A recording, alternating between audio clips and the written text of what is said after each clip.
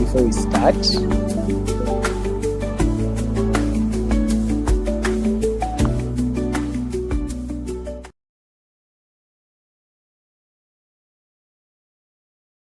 Opposition, please confirm that you are around before we start. We are around. Okay, lovely. So, hi everyone. My name is Hussein Kabogoza.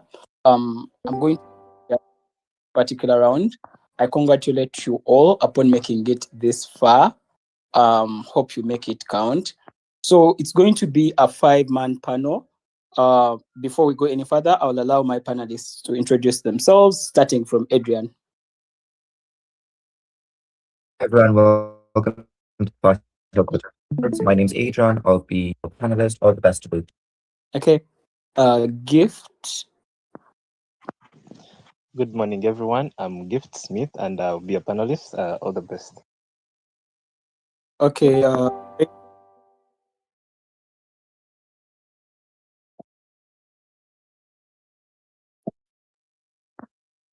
Raymond, are you around?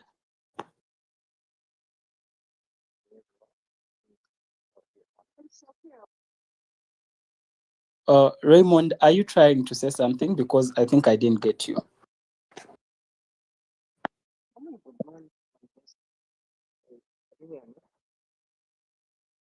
Yeah, but your voice is a bit so low.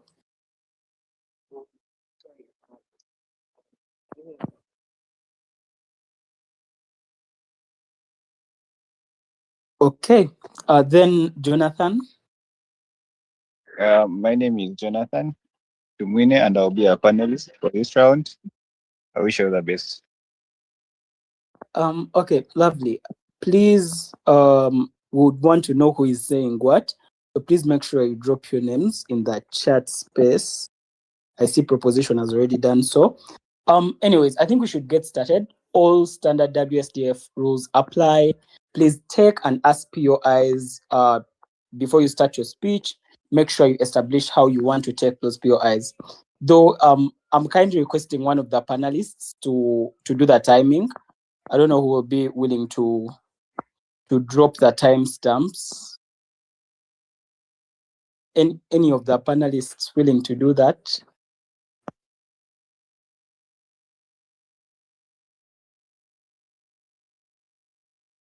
Okay. So I highly encourage all of you to have personal timers, though we shall definitely be keeping time. There's an echo. Really? Let me first fix that. Hussein, you're clearly audible. It's fine. So both sides, yeah.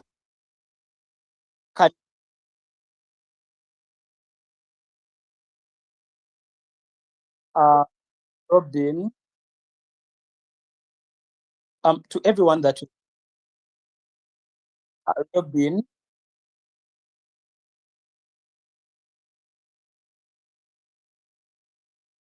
I say so that we can start. Debate Institute Africa. Just yeah, if you could minimize, because I understand that you're streaming.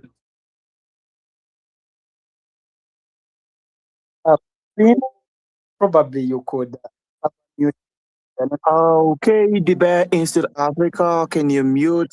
I'm just gonna. Okay, sure, he's mute. Oh, cool. I'm just gonna send him a text as well. Okay, thank you. So everyone that will be watching, you kindly requested to keep mute for the rest of the round so that we do not interrupt whatever the speakers will be saying. So can I have Op 3 confirming the motion they have? Op 3.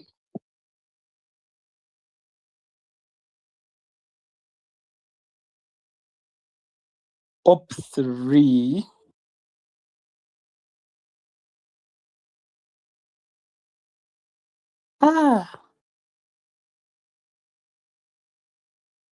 Okay. I don't want us to waste too much time.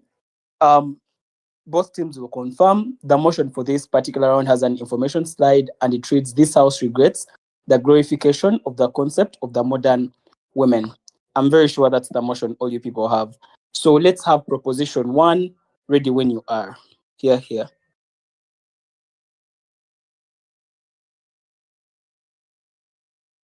Audible?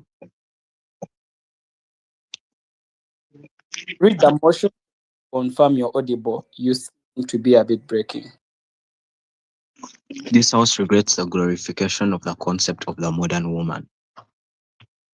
Okay, great, start. Okay, I think I'll take my POIs in the chat space or verbally. Either one would work. Let me set my timer. I begin my speech in 3, 2, 1. Chair, I believe that any ideal taken to extremes is exceedingly harmful to people. We think that when you glorify something beyond its intended purpose or beyond normal confines, it becomes bad for society as a whole. That is why we regret the glorification of the concept of the modern woman. But what's the concept of the modern woman? We believe that it features two main things. If we believe it's built by women who have succeeded or who have been perceived to have made it. I think it's built by them and the aspects or the work that they put in to reach that thing. I think it's built around the idea of them being able to do it despite society condemning them or despite them being women. 2, I think that it's that women don't necessarily need men, that they are better off or that they're capable of making it if they just strike off and do it solo, and that it encourages women to be outgoing and try their best to make it without necessarily submitting to men. Note, Chair, we don't regret the concept of the modern woman, but we regret the glorification of it. What does this glorification look like? I think that 3 things. 1, putting this concept as the ideal. 2, women buying into it without clarity of thought. And 3, demonization of individuals who don't buy into this concept. So first, putting it as the ideal, what does this look like? I believe it looks like individuals, or in this case, let's say women, putting this concept as a must-have thing that they should do, that in all aspects or in all things that they do, they have to ensure that they don't submit to men, that they don't that they are powerful or they're independent and they're non-submissive to men. 2, on women buying into it without clarity of thought. That in this case, a lot of women just buy into it because it looks like it's popular. It looks like it's a most trendy thing to do, and I think that's going to get them most accepted by society. We think they buy into it not because they want it, but because it's something that the society around them demands. And 3, on demonization of individuals. We think that this glorification looks like women not going ahead to shame other women who don't buy into this concept, who actually believe in things like, let's say, settling down and getting married and taking care of the children, more traditional roles. We think this is important, or this happens because they want to act, because they believe that anybody who is not for them is against them. So they consider those women on the other side as enemies. Not another thing about this glorification is that it runs on the demonization of men. It runs on blaming the patriarchy for all the problems that the women are facing, or all the problems in current society. We think that this uniquely, why? Because it offers these women a unique form of solace. It gives them a convenient scapegoat to blame, so more women are willing or able to buy into it. Why do we believe that people are willing to front that narrative? Because it's what's going to get a large amount of views. I think because people look for people to blame, because people in general look for people to blame for their current situations, they're more likely to buy into a narrative that gives them a convenient person to blame, such as blaming the patriarchy or blaming all the men for the issues in society. I think we prove why this glorification runs in the demonization. So why would we regret, or why do we regret this glorification? We regret it when we see that this world of glorification is worse off for society, both for the men and for the women. When the harms caused inhibit people's ability to actualize in society, and it negatively impacts their future or how they feel about themselves in the future. Our first argument is on why we believe this glorification is bad for society. The premise of this is that when you blame others without taking responsibility, for yourself, you don't better yourself. Actually, you worsen off your prospects in the future. You worsen off your ability to actualize in society, and you harm the other individuals. We'll have 2 lines of analysis: 1 under women and 2 under men. For the women, we think our analysis on the women is going to run on 2 fronts: on the demonization and on the actualization that these individuals who buy into this glorified modern concept actually feel. So first, on the demonization, we think this demonization is uniquely bad. Why? Because you go ahead to demean what people believe in. You go ahead to demean what these women think is uniquely important to them or their own worldview. We think this is bad. Why? Because people are not able to live their best life because you don't give value to their choice. You demean them and you devalue any sort of, let's say, inherent value they have attached to their choice. We think that is bad. Why?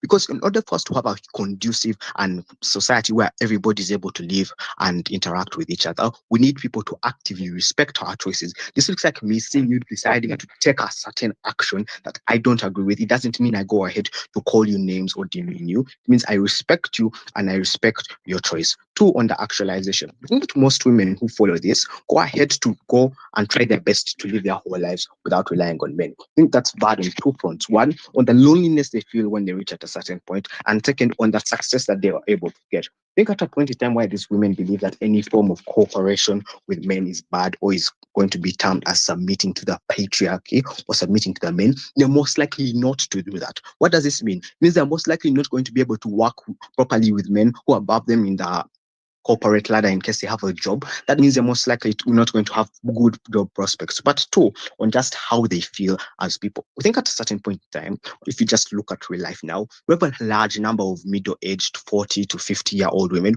who don't feel good about their life. They're regretting the fact that they didn't try their best to socialize or to settle down and get a family. They feel empty inside and they don't feel like their life is worth it. You see that this is the effect of them buying into this glorified version of the concept of the modern woman, that they don't need men, that men are only going to drag them down and that they're better off going their whole life without men. We think that this is uniquely bad for them because they don't self-actualize in the aspect that's most important to them. They're not able to have meaningful connections with the people who matter most to us, our family, in terms of our, let's say, getting a husband or getting children. We think that is uniquely bad because they're not able to live their life to the fullest. But second line of analysis on why this qualification is bad for society, on men.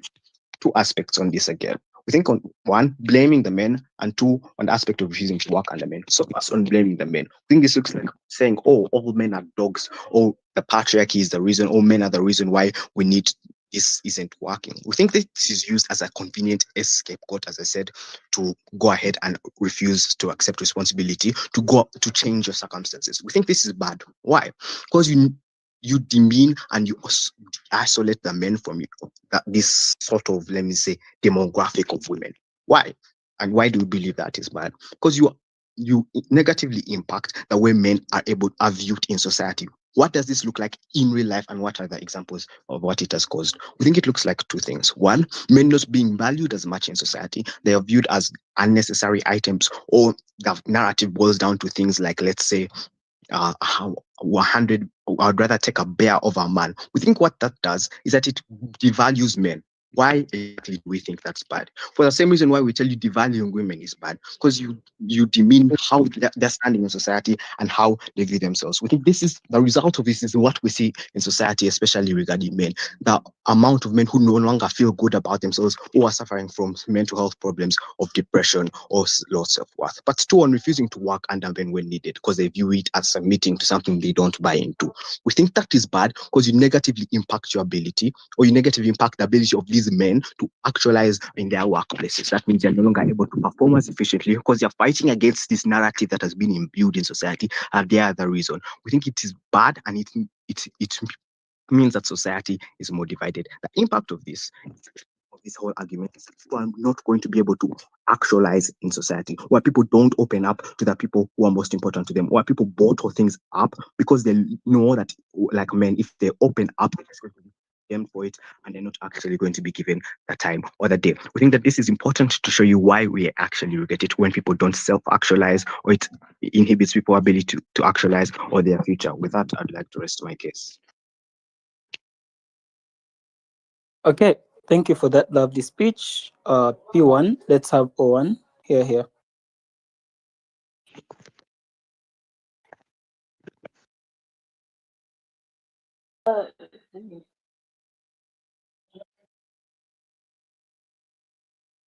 All right. Hi. I hope I'm audible.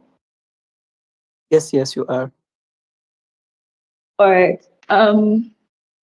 Yeah, I think I'll just set my time and then start.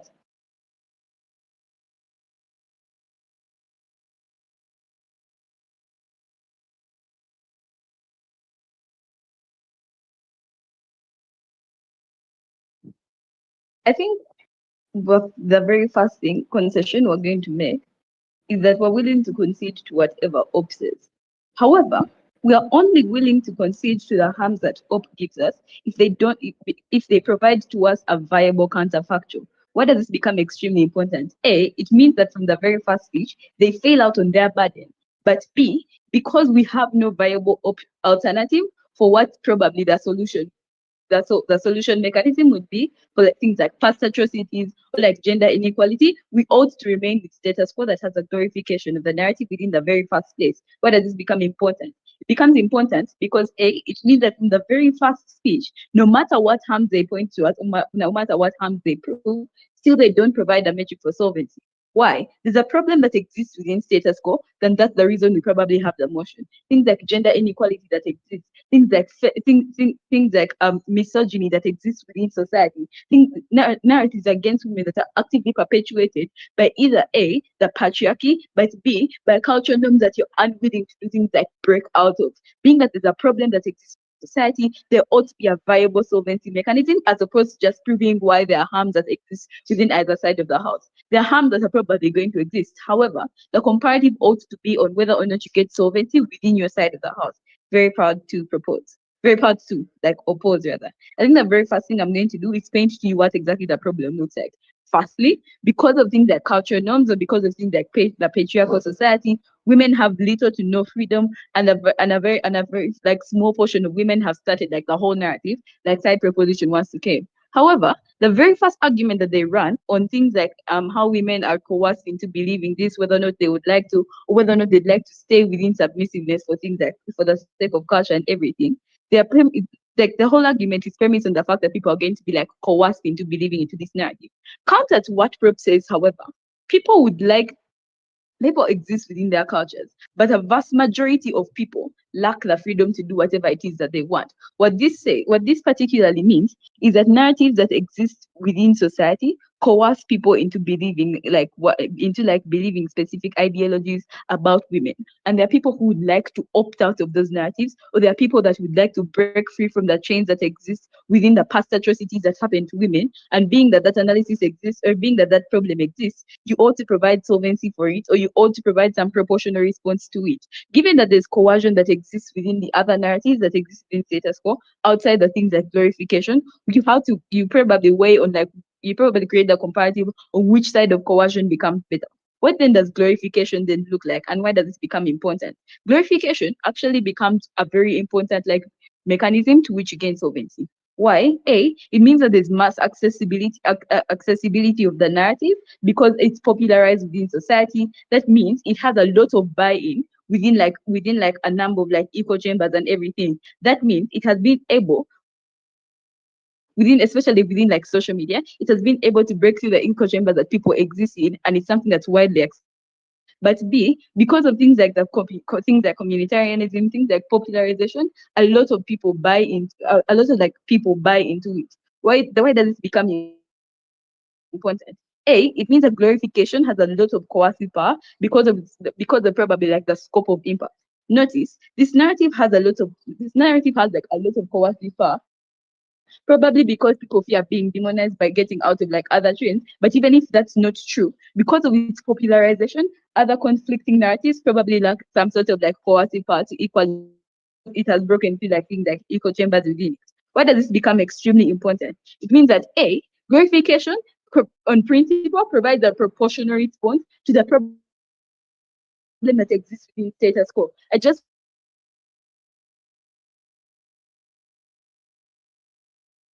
to show you why the other problems they paint things like the blame game and everything become bad, but still on principle it provides some proportional response to the past atrocities that exist, things like gender inequality, things like people not even being able to get jobs and everything. But B, it creates a certainty of solvency, being that it's a narrative that becomes widely accessible to a lot of people, and it has a lot of coercive power.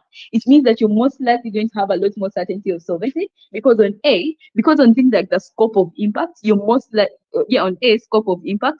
likely going to affect a large group of people positively. But B, because of things like incentives of people, because they fear being demonized by society, or they basically they want to just fall into trends, you're more likely going to get some sort of solvency and everything. Because they don't provide a counterfactual, I'm going to provide what the counterfactual probably looks like without the glorification.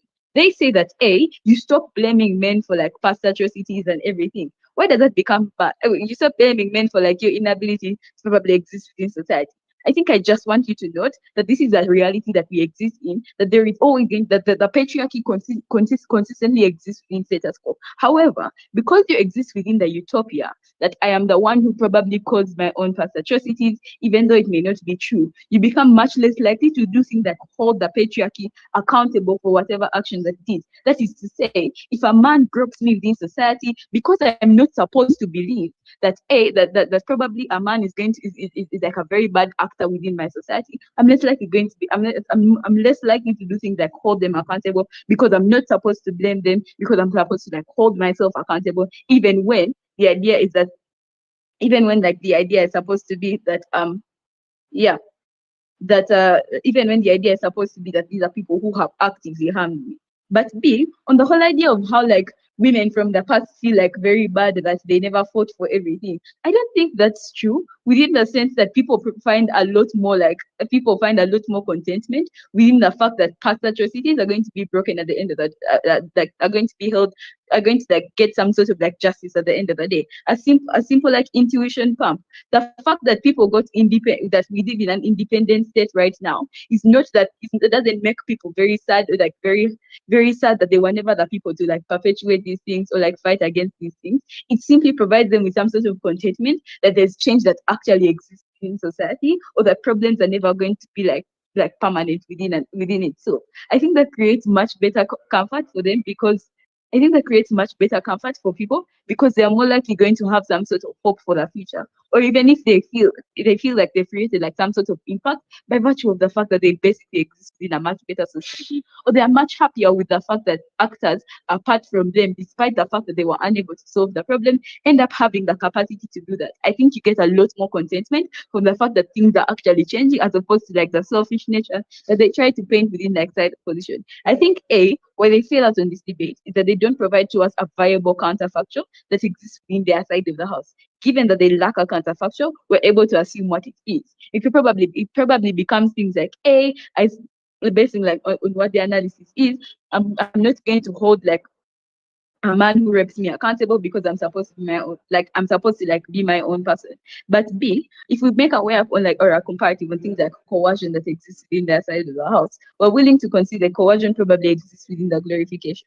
However, within the counterfactual as well, coercion exists from things like cultural norms, or things like normalization within society, or things like conservatism in and of themselves. Being that there are two levels of coercion, well, we probably opt into the one that has a lot more benefit on principle, because you provide justice to the people that get like that are harmed by past atrocities. But B, I think even just on solvency as a viable metric to which to judge its debate, we're able to win because we show you that we glorify something that provides justice to people within the past atrocities and everything, and women within society. I beg it. Okay, thank you for that lovely speech. Let's have Prop 2 here.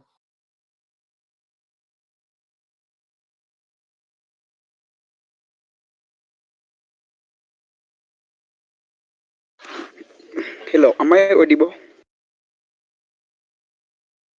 Yes. Yeah. Okay, let me set up my timer.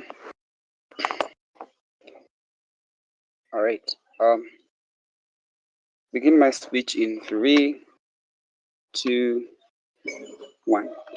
Chair, I think what you get from first op is to say that it is most likely beneficial for you to have most likely individuals to understand the concept of this particular modern women, and be able to most likely take it in and understand how women most likely are important in society, and how to be able to benefit and get all those particular things, something they want to most likely go ahead and use to go ahead and glorify this particular kind of thing and coerce it to individuals. Why they tell you that why coercion is most likely important is they say they want to most likely go ahead and be able to go ahead and remove other kind of narratives that already exist within society. That is to say, the inequalities that already exist against women and things of the sort. What we get from first speech is simple, is to tell you that the concept in of itself is not something that we regret, or it is not something that is bad in of itself. It is not good for you to have women facing that particular inequality, and it is not bad for you to have that concept existing in of itself.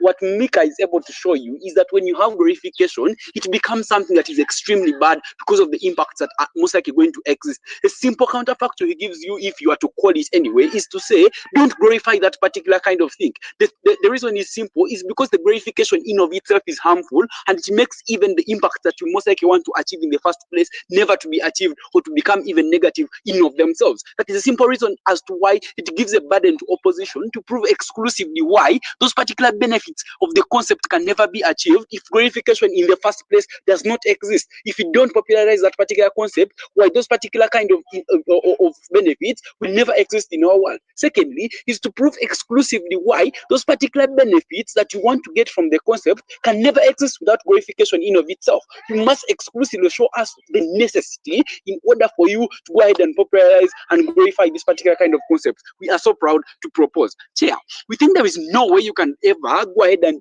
deal away with things like inequality. At a point in time, you're moving narratives and glorifying narratives that still shape individuals in society to just reverse the inequality that already exists. That is to say, you still have another inequality that in the near future, you still have men that also build a modern concept for themselves. The reason is simple, because you're marginalizing them at a point in time, you go ahead and glorify this particular concept. I think at a point in time, individuals in the future still don't have that particular capacity to stand as men and also speak in society, because women have now taken over and become the leads of society and things of the sort. Because men are never going to be represented in that future, it simply speaks the extent to which we think it is going to be harmful. And this is something that has already happened in the past and continues to happen. A simple reason as to why we regret that particular counterfactual, and still looking at where it is able to take us in the future, we think it is very bad for those particular qualification of such concepts to happen. Chair, the belief that women are capable is something that is important. The narrative that women are equal to men,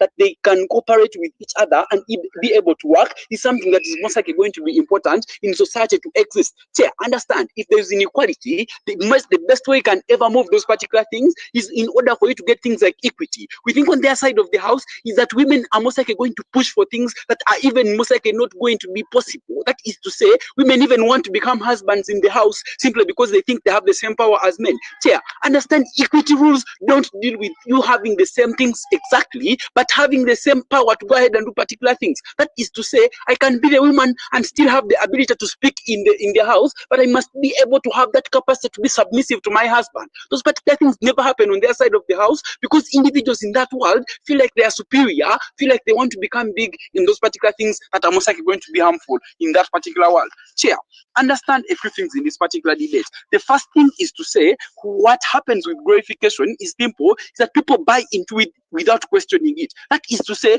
because it's something that is popular, that everyone most likely is demanding to go ahead and have, every woman who does not buy into this particular thing just has to do it because society already demands for it. But again, one thing that Abaala tells you in first speech is that it is moved by women who are already successful. That is to say, they can be able to stand on their own without their husbands. They have the capacity to provide the needs that their children need. They have the capacity to buy food. They have the capacity to pay school fees. They have the capacity to buy for themselves and take care of themselves without those particular women, because they feel that way and they feel superior. They're able to move this particular narrative and be able to glorify it because they have the capacity to exist with it. The problem that happens is because of that popularization that happens, that glorification, you harm the most kind of individuals that don't have capacity to exist in the world without men existing and supporting them. That becomes problematic because these particular individuals cannot exist without men, but they continue to demonize those particular men. At a point in time, this narrative is glorified in that world. That becomes problematic. Why? Because those particular individuals still become single mothers that can't take care of children. The problem is simple, because they're not even ready to have help from men, because even they can't exist at work with men that are superior to them. Because of that particular narrative, it becomes very problematic. On our side of the house, because individuals feel like even when they are marginalized, they have capacity to exist on the same surface with men. They have capacity to go ahead and do things like working, exist in families where they're able to discuss and take care of their children and they're able to have things like success existing. But again, another harm that I'm able to extend is simple, is that you shame those who don't buy into this particular idea. This is a simple reason. There are women who already have beliefs according to their cultures, according to their family backgrounds, that their men are people that are supposed to be submissive. That speaks the extent to which they don't buy into that particular concept. At a point in time, for you, because you buy into that concept, you demonize them as women who don't want to stand up for themselves. You demonize them as women who are not modern and things of the sort. You just most likely want to push these particular individuals out of society by demonizing what they most likely look like, and most likely shaping them as individuals who don't buy into modernity and things of the sort. This becomes particularly harmful because of two reasons. Is that one, these particular women no longer have the capacity to discuss issues that concern them with the rest of the world. That is to say, whatever iniquities happen to them, they keep them in silence because they know the world is not ready to support them or things of the sort. But again, is that you don't have capacity to go ahead and be able to do those particular things that are able to help those particular women because of those particular things and the harms that exist on your world. I beg to take the POI in 3, 2, and 1. How does Chair, your side go how does ahead. your side change to what empower women then?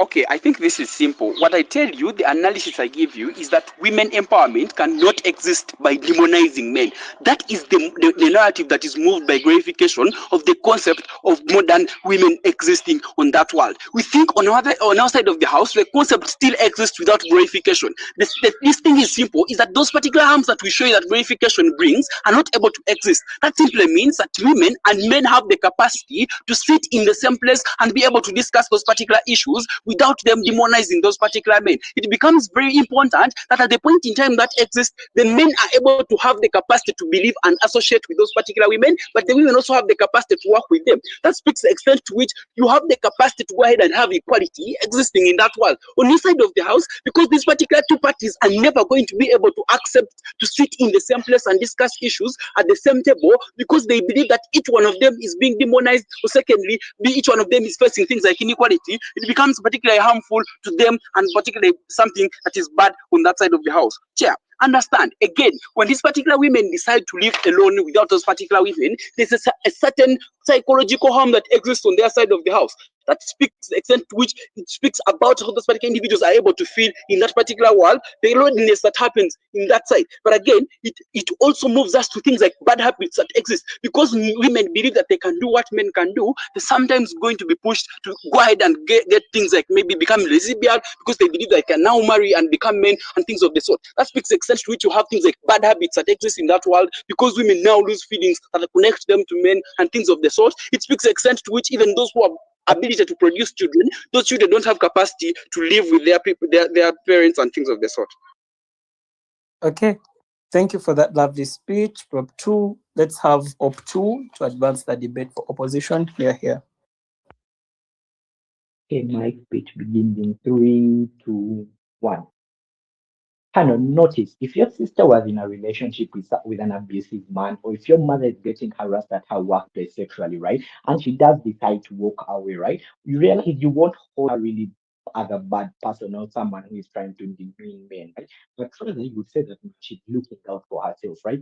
This is what the glorification of what the modern man looks like, right? But why do we get like such argumentations from side proposition, right? It's due to like the conservative and due to the conservative historical context and narrative which exists with women, right? What do these narratives oftentimes look like, right?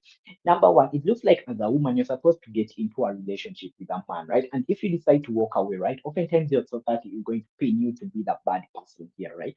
Number two, it looks like as a woman, you're supposed to be submissive to your husband no matter what, even if you're not comfortable, right? So when it comes to talking about everything these people talk about of the harm of this narrative, realize these harms are not caused by the what this particular idea alone, but it's caused just like the what negative intolerance which are caused down to society, right?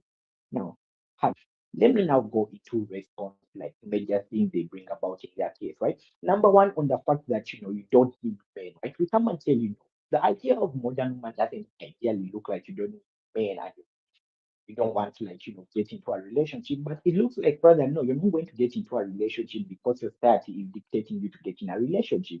It looks like you're not going to stay in a marriage where you're being abused because once you leave society is going to pin you as a bad person. No, it looks rather you get like more actual accountable relationships where you're seen as an equal, where you can have like an actual discussion with your spouse at any one point. Because like this particular narrative puts you that you should be equal, you're not any less of a person, right? The number two, this coercion, which they want to talk about, that when you have this glorification, women are going to be coerced to enter it, right? Response, right? Number one, why is it so bad if women are like forced to become independent and so on? Like that's not so bad of a thing, right? But the number two, right? That would only be like sort of an argument if you want to tell us within status, because we don't have people who are like mother and have children to settle down, right? Ideally, autonomous choice does still exist, right? But now the coercion does come to exist. By the time you're within a family setting and you then want to buy into becoming the mother, you have to understand there are like three conditions which are set, right? You don't just wake up in a happy family of a conscious choice you made and be like, I'm going to become swayed by social media. That would mean any trend I see, I'm going to like get bought into it, right? So oftentimes the coercion which forces these people out of like the normal narrative is oftentimes like what a justifiable one, right? The number two, the blame game which they want to put around status quo, right? You have to understand the blame game is justifiable to a particular degree. Why? Because oftentimes you realize most of the structural barriers states are set up by the patriarchy, right? Oftentimes you realize women weren't allowed to vote for a long period of time, right? Then women decide to go to the street, right? So when we want to say we want to blame the patriarchy for some of the issues, we feel it's justifiable because it is them, right? So to a degree where they want to say this is wrong, they'll now have to come give us like a justification to who now to the women blame for the actual problems they want to actually what bring about, right? So what means in the side of the debate, they would want us to like just see the issues caused by the patriarchy and not blame them and not like have a way to, push ourselves out of them, right? Now, two new arguments we are going to get on side opposition, which will win us the debate, right? Now, we feel that the glorification of the modern women actually brings about structural change, which is very important for the problems women go within society, right?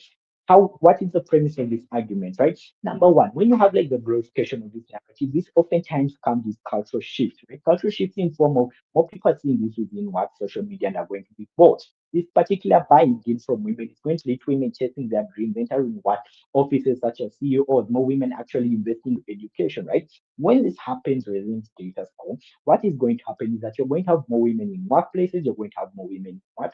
Leadership position. So now this creates like a chain effect where workplaces, laws have to what adjust because now you have more women within this particular field, right?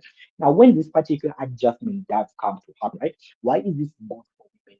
Society, right? It allows for women now to actually what become more inclusive within society and actually participate in things such as trade, which is really generally just good for society, right? Now we battle you may get from like that proposition, which is that you realize now this comes to undermine men and so on, right? We don't feel you get to undermine men, right? Why? Because already structural changes do exist to what benefit men to a higher degree.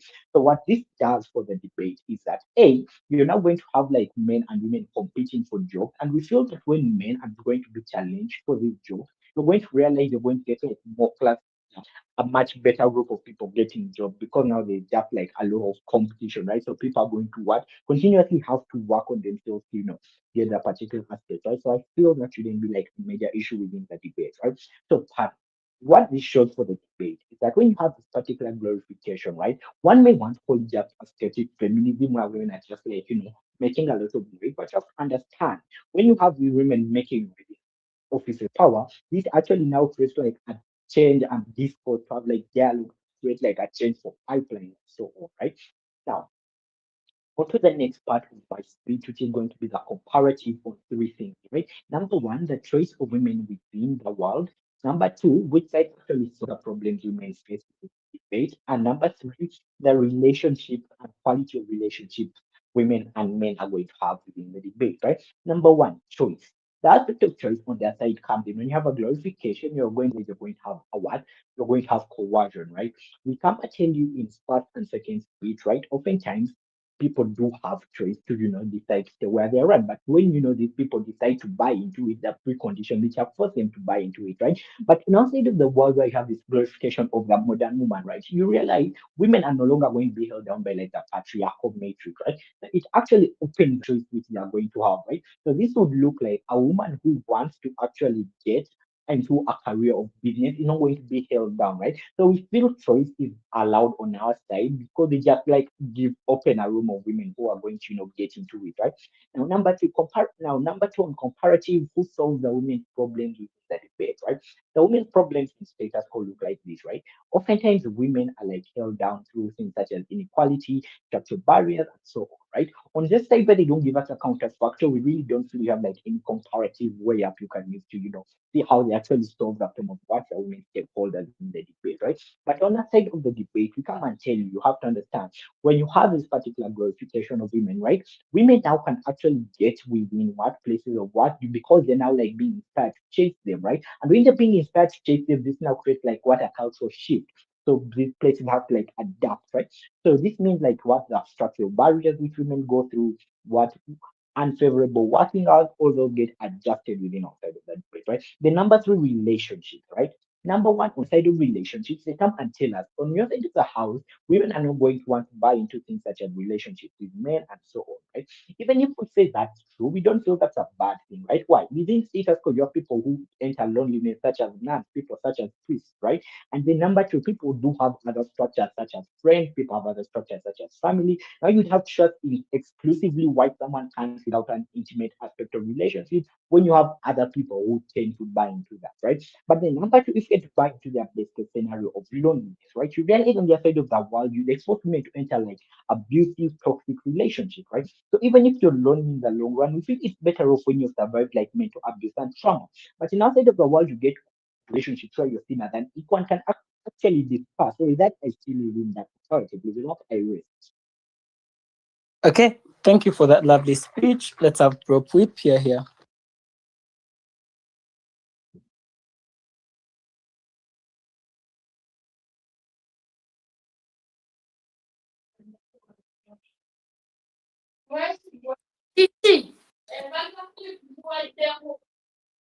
have Hard. Oh my god. background noise. Okay, just give me a second to just summarize what I'm writing. Summarize what you're writing. Just get a place where there is no noise and start, please. Thank you.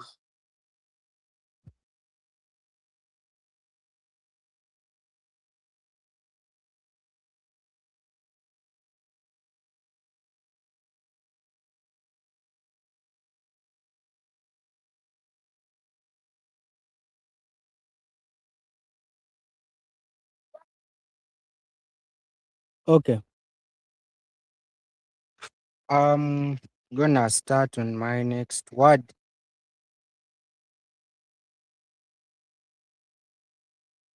Imwe. Okay.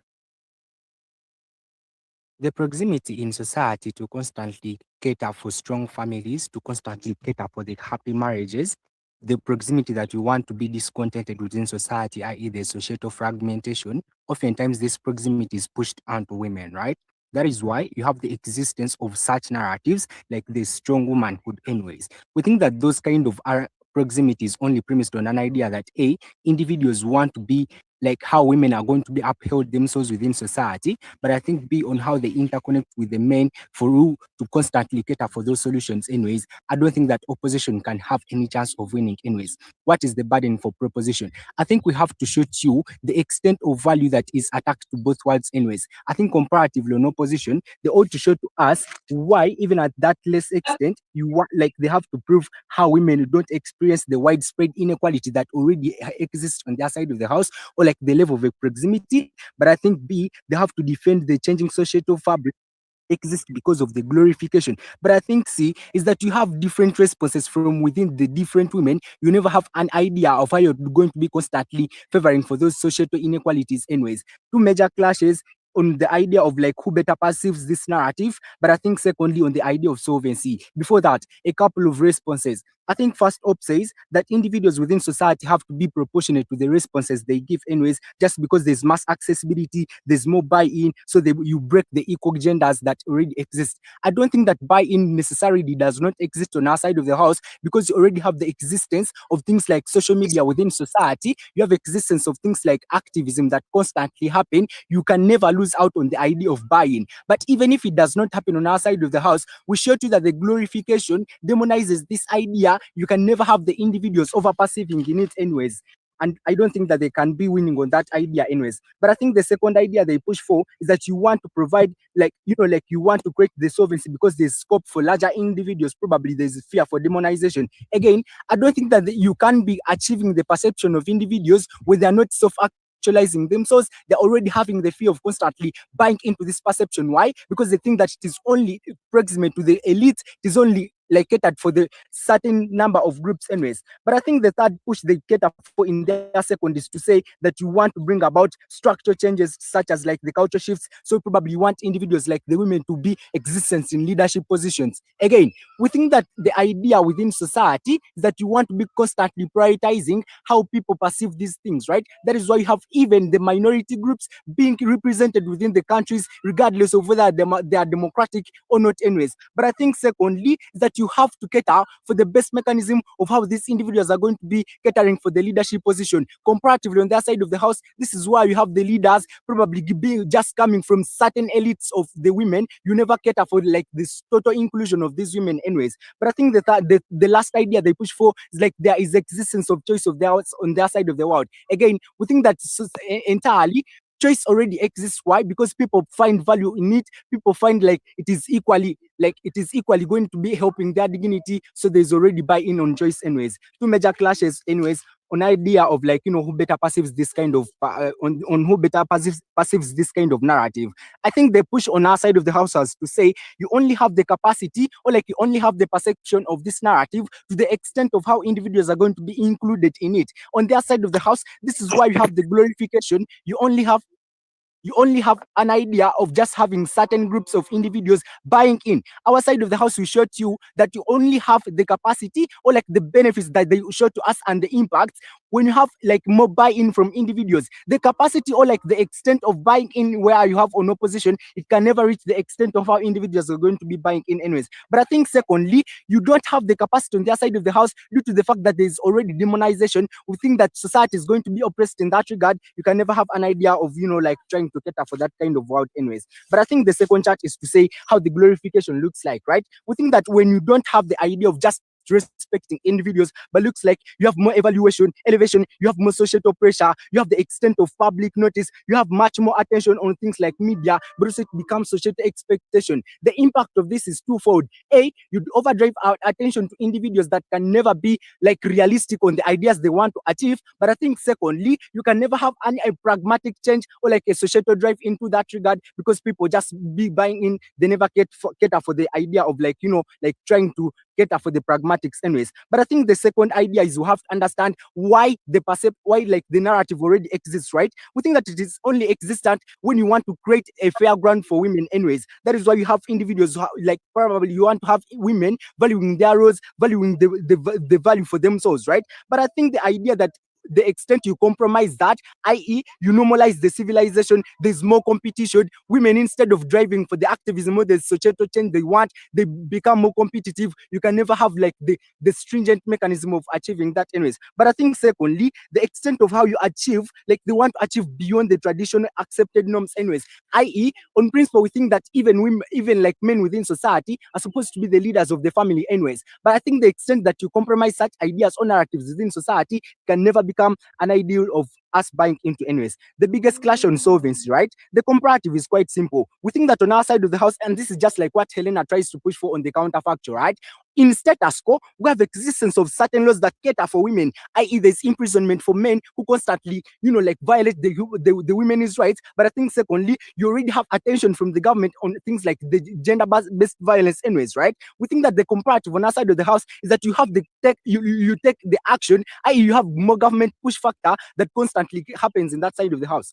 I think the comparative on the other side of the house, where you have the glorification, you only have the demonization, you never have a clear comparative of how people are going to be perceiving that kind of regard. Again, we think that it is already morally upright for individuals to cater for things like respect, uphold the values, or even respect, like constantly cater for those marriages. The extent that you compromise that because they feel like they want to overpower men, it can never be perceived in that regard anyways. Again, we think that the extent of how you're going to be solving the inequality, the comparative on our side is very clear. You have more action, you have more existence mechanism that solve these kind of issues anyways, before the last comparative NPOI.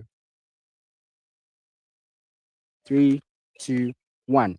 Again, we think that the extent that proximity is already happening on the women, you only cater for the solvency by catering for the mechanism of like the solvency for those things. Their side, they feel like on the world where you have no glorification, there's coercion anyways. I think the premise is to say that people maybe Right. more buy it.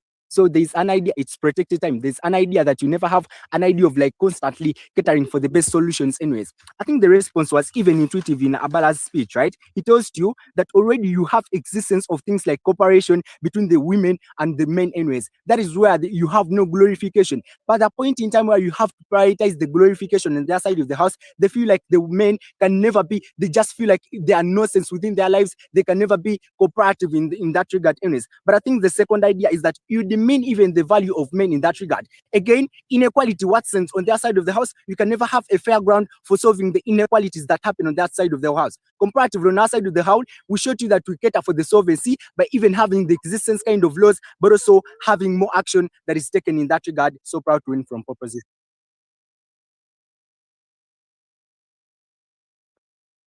Yep, lovely. Let's have Opweb. Let me confirm that I'm audible. Loud and clear. Okay, let me just set my timer and I'll get started.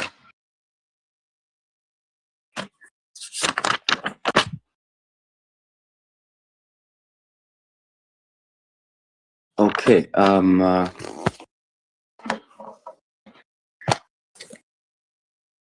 begin my speech in 3, 2, 1. Chair, what proposition wants to achieve is that, hey, women and men get to sit on the same table and discuss problems because they are now equal in society. But their counterfactual looks like the same narrative that we're fronting for in a way that is not glorified, i.e. the same narrative that says women should be independent, women should not be submissive. It's the same narrative they want to use to make women equal to men. At the end of the day, I don't see how that necessarily makes sense. Another thing he says that their counterfactual might look like is that there are already existing laws for women. Notice, stigmatization is a mindset.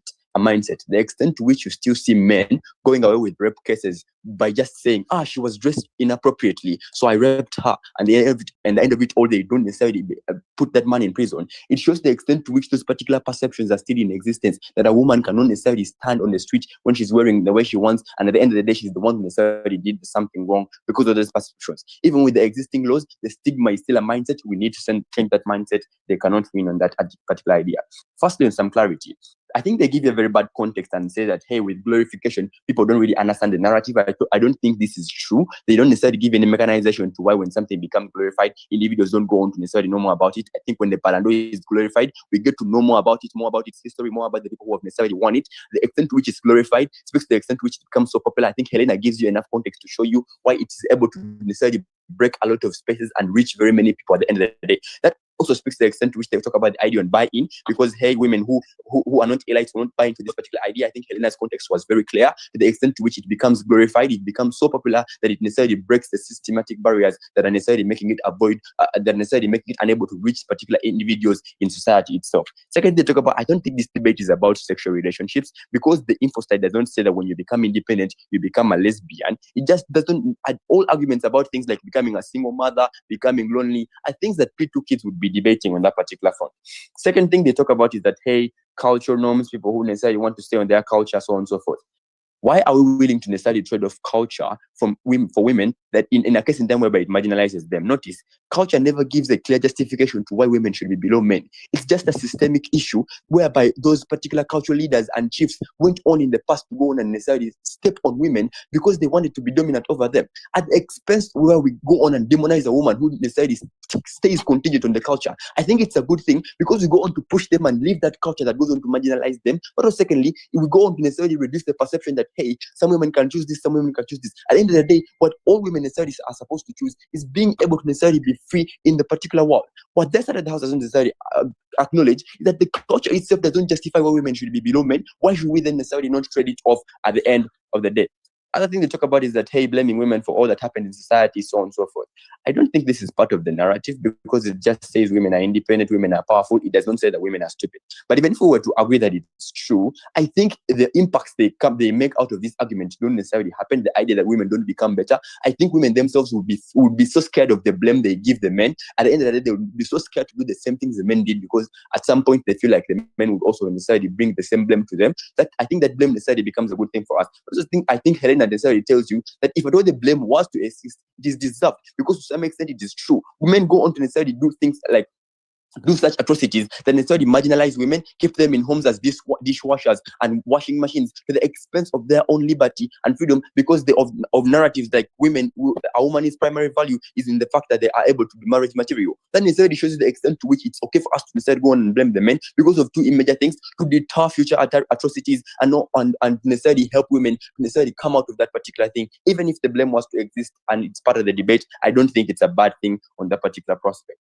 Last thing to talk about is that, hey, women will not be able to live with women in the workspaces. I think this is a very wild assumption because I think when a man leads a corporation, he leads men and women in that particular corporation. But secondly, I think this narrative speaks to things like having sex with lecturers just because you want marks. It speaks to the extent to which women are not going to be submissive to those things, to those ideas that are existing in status quo. And it pushes them to say, I can necessarily achieve these marks on my own. I don't have to be submissive to the man to necessarily be able to get marks or achieve what I want. I think those things like you won't be able to exist in the same workspace with a man is irrelevant because of the prospect whereby you need to develop as an individual, you need to work, you're supposed to be rational, you're not supposed to be stupid. The narrative makes individuals on the idea, or makes individuals more plausible in the fact that they're able to necessarily become and stand up for themselves in cases whereby they're necessarily facing atrocities and stigmatization.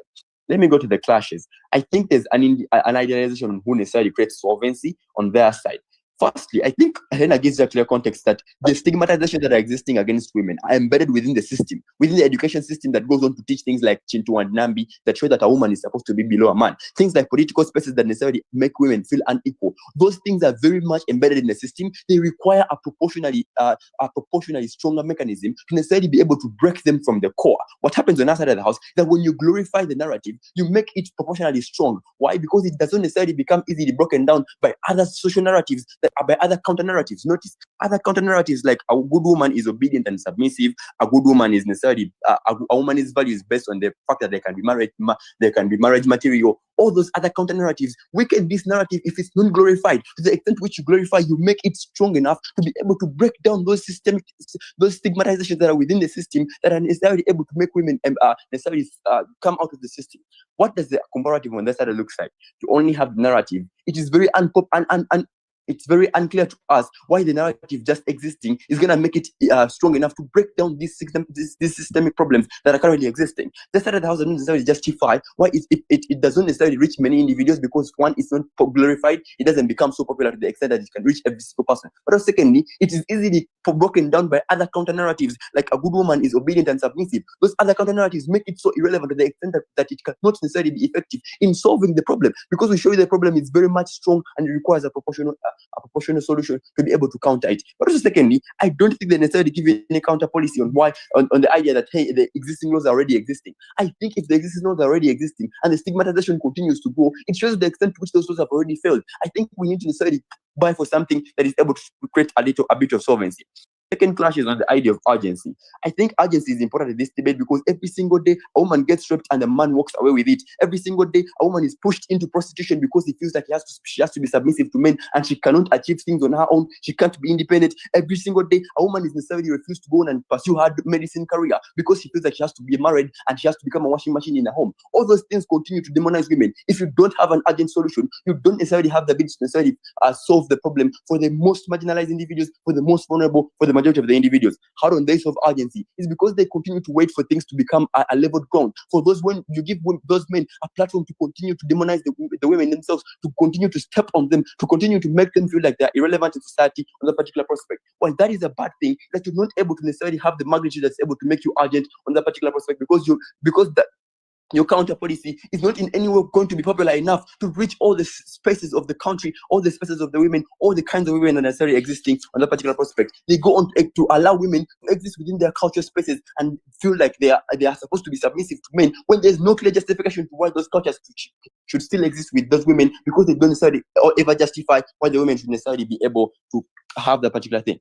I think the person who necessarily does something good for the women is one who is able to solve the problem that is affecting them. We show you the nature of the problem, and we show you that that particular problem requires a significantly, proportionally strong counter mechanism to necessarily be able to break down those systemic barriers. They don't necessarily weigh anything about how their particular solution is more justified, more urgent, and more relevant. Iris.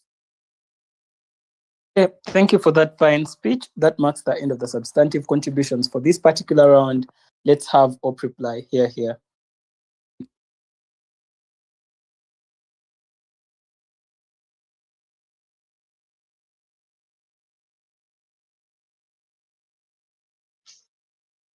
Okay, yeah, just want to confirm the ability before I start.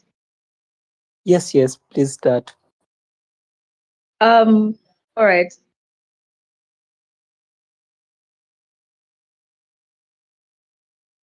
The idea within this debate is that a woman was raped within her workspace.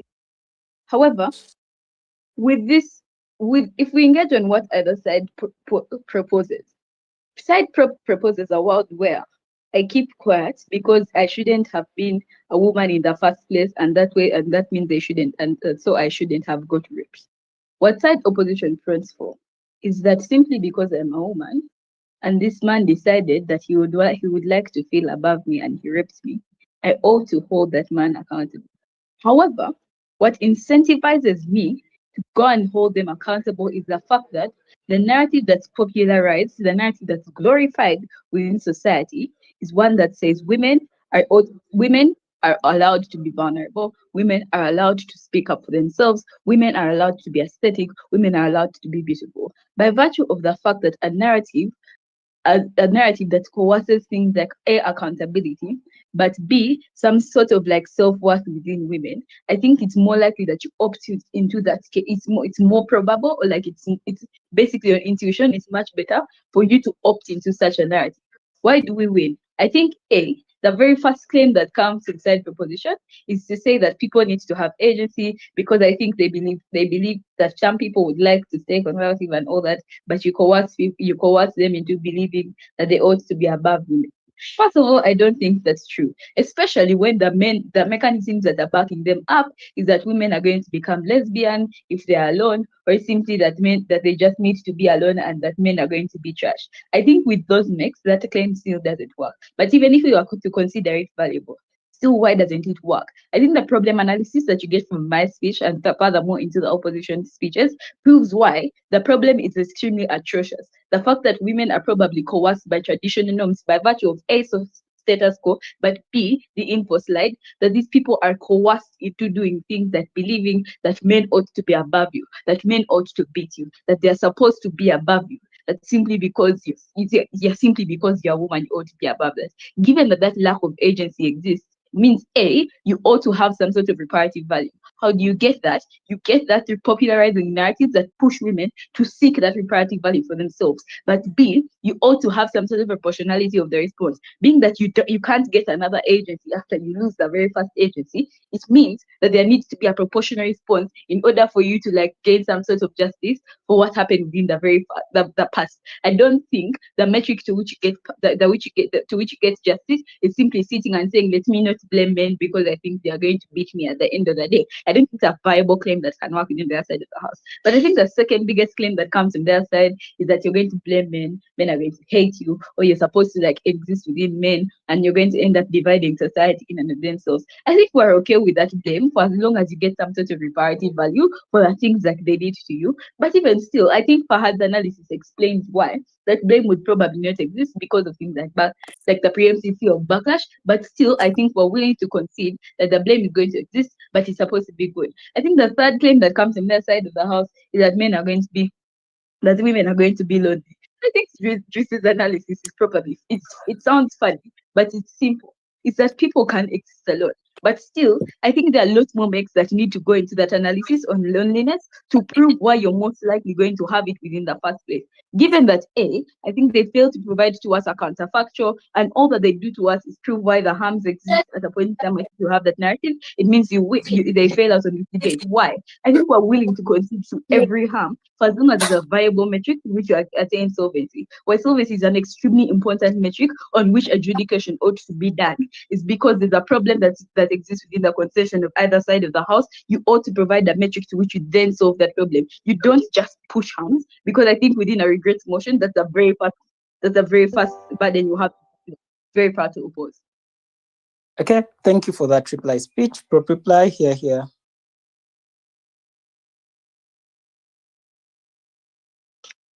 Audible? Yes. Okay. I begin my speech in 3, 2, 1.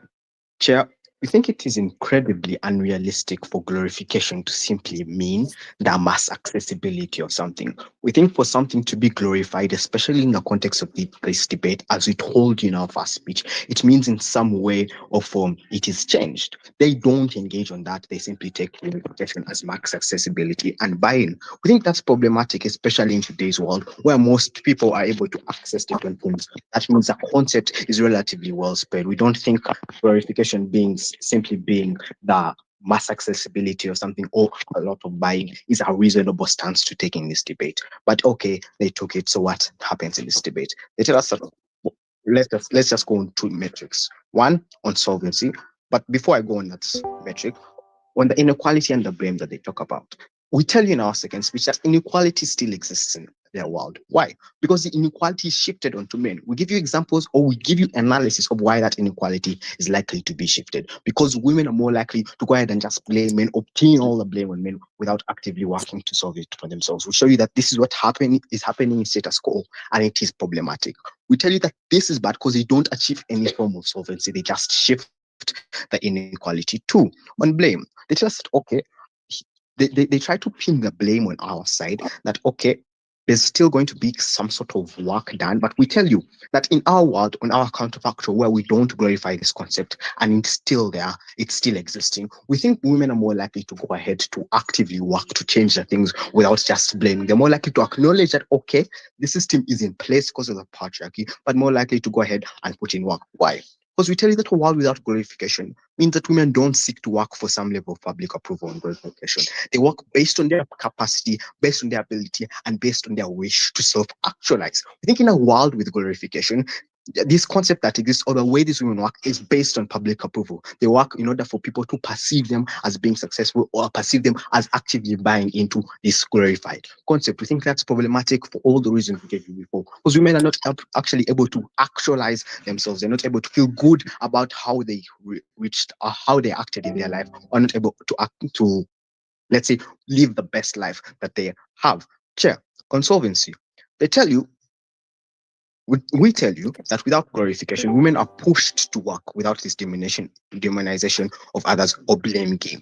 We believe just on the chart of, okay, these women not being able to actively get redress for crimes attributed to them by men. I think both sides have sufficient capacity to cater for the problems to women. I think when the concept exists, women are empowered to go to police and report when men do things like rape and break their rights. We think that should be a non-issue in this debate. With question comes to which side impedes this accessibility or this ability for women to go ahead. We tell you that glorification is more problematic. Why? Because you have things like, let's say, rape. There are false claims of rape going around where people are no longer able to accurately trust when women go ahead to go and say that, oh, I've been raped by this man, because we have so many cases of women buying into this glorified concept to report that they have been raped. Yeah. Second of all, what do we tell you on the aspect of counterfactual? Because note, we tell you or we actually provide to your counterfactual, as their third speaker notices. Their third speaker accurately proves to you what our counterfactual is, that it is the concept without being adulterated, without being changed, spread purely for the benefit of the women. But yeah, what do we tell you specifically, and why do we believe that is better on their side? On that matrix we give you, that the harms that we regret this thing because the harms inhibit people's ability to actualize and it negatively impacts their future. We tell you that because of this thing, you are unable to actively feel or live your life to the best. One, because some women are demonized for not subscribing to this lifestyle. Two, you yourself, you don't actively live your best life because you are limited or constrained by this glorified concept you live in, and that negatively impacts how you view yourself or how you conduct yourself. I'd like to rest my points. Okay. Thank you everyone for what was engaging ground. I know we shall go on to deliberate the best to the team. It's commissary. Please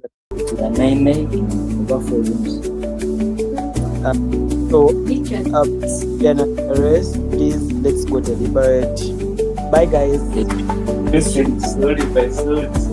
By every time. You're doing 6 from the 5 what that time just look over. Facebook, then for release. So there will be